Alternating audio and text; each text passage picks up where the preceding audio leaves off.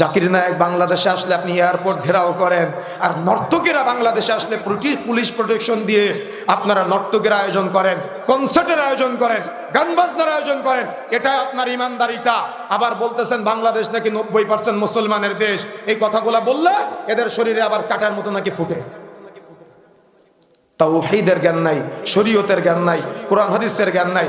আছে কবর নিয়ে, আছে মাজার নিয়ে, আছে খানকা নিয়ে, আছে পীর নিয়ে, অথচ প্রত্যেকটা পীরের মাজার, প্রত্যেকটা খানকা একটা শিরকের আড্ডাখানা। সব আজকে সুন্নতের বাইরে গিয়ে, তাওহীদের বাইরে গিয়ে শিরকের আড্ডাখানা, বিদআতের আড্ডাখানা প্রতিষ্ঠা করার প্রচেষ্টা চালায়।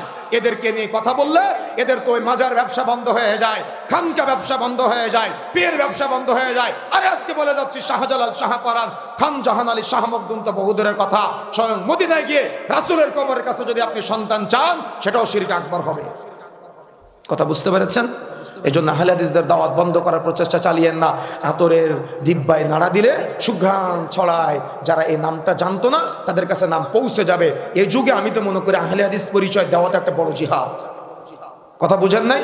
আপনি তো ব্যক্তির নামে নামকরণ করেন, আমি কোরআন হাদিসের নামে নামকরণ করি, এটা আমার বড় জিহাদ। আমি এটা গর্বের সাথে বলি আমি মুহাম্মাদি। আপনি তো ব্যক্তির নামে নামকরণ করেন, যোগ্যতা আছে কথা বলার আপনার?